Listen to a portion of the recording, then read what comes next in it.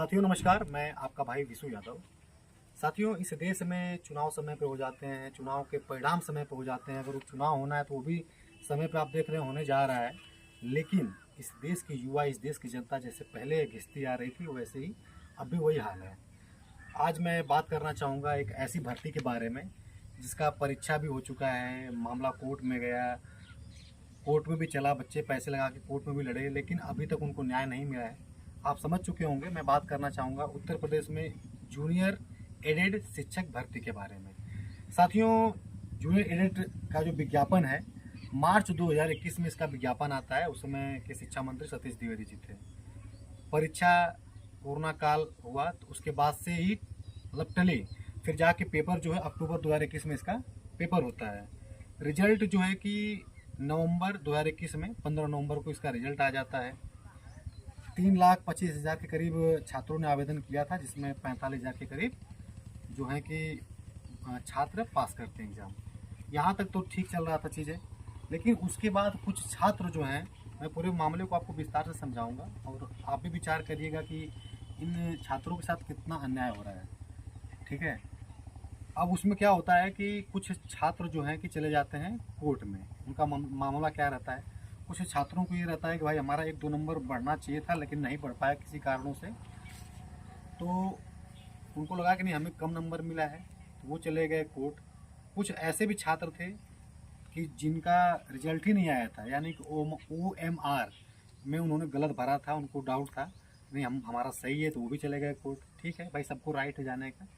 जब कोर्ट में गए तो उसके बाद क्या होता है कि कोर्ट ने 2022 में फरवरी महीने में पुनर्मूल्यांकन का एक आदेश दे देता है। जब कोर्ट ने आदेश दे दिया पुनर्मूल्यांकन का, तो उसका जो संशोधित परिणाम होता है वो आता है सितंबर 2022 में। अब इसमें जो चौंकाने वाला आप समझ लीजिए कि रिजल्ट आता है संशोधित में, जो 45,000 बच्चे पास थे उसमें से 3,000 और कम हो गए।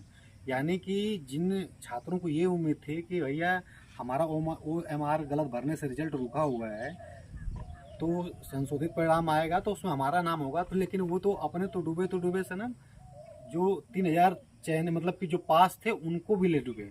यानी कि टोटल पास थे 45,000, 3,000 और को मतलब कि OMR में गलत की वजह से 3,000 और फेल हो गए।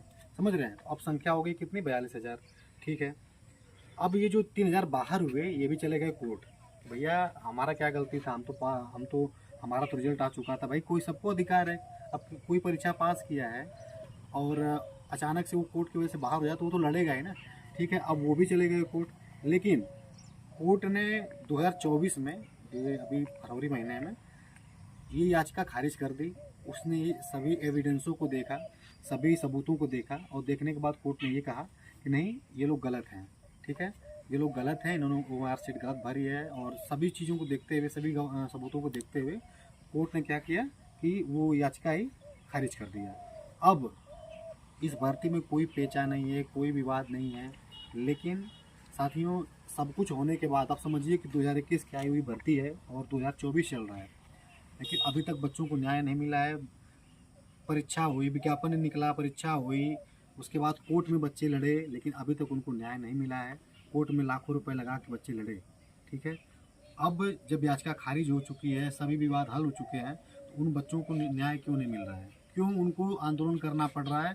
अभी आप देखे होंगे कि जूनियर एडेड के जो छात्र हैं, जो चयनित उसमें युवा हैं, जहाँ के निदेशालय प्रयागराज में आंदोलन कर रहे हैं, लखनऊ में आंदोलन कर रहे हैं। आंदोलन के माध्यम से अधिकारियों से मिलने जाते हैं, अपने नेता मंत्री से मिलने जाते हैं विभागीय, तो वही नेता वही मंत्री गुमराह करने का काम करते हैं। सिर्फ मीठी मीठी बातें बोलते हैं कि हाँ इस विषय पे काम चल रहा है, हो जाएगा हो जाएगा। अरे भाई कब होगा। वे नेता अपने चुनाव में निकल चुके हैं उपचुनाव का प्रचार करने के लिए, वे मंत्री निकल चुके हैं उपचुनाव में प्रचार करने के लिए, उसका रिजल्ट भी समय पे आ जाएगा।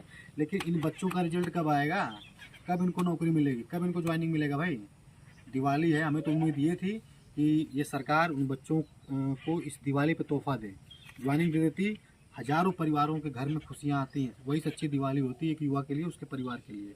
लेकिन ये अधिकारी गुमराह कर रहे हैं, एसी में बैठ करके सिर्फ टाइम पास कर रहे हैं। इसी प्रकार से बेसिक में नई शिक्षक भर्ती 6 साल से नहीं आई है।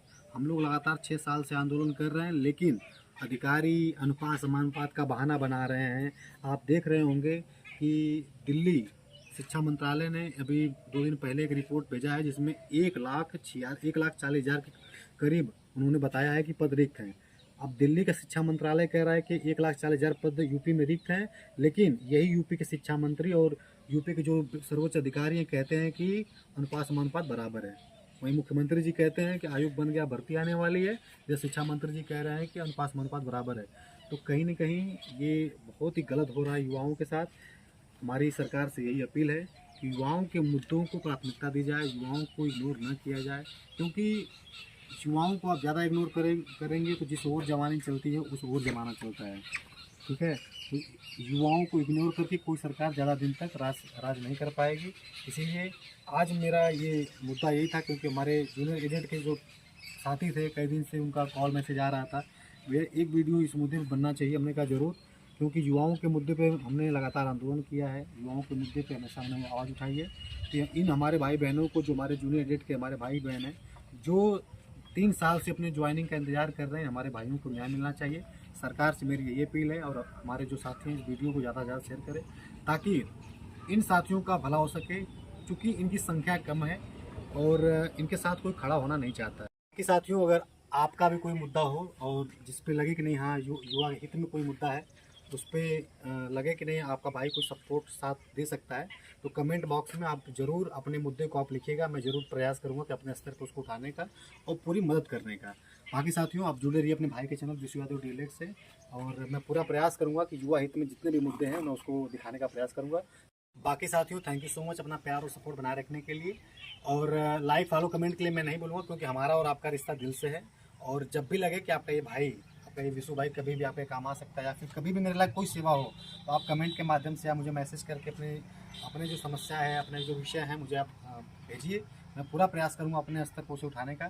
Thank you so much. ये अपना प्यार बनाए रखिएगा।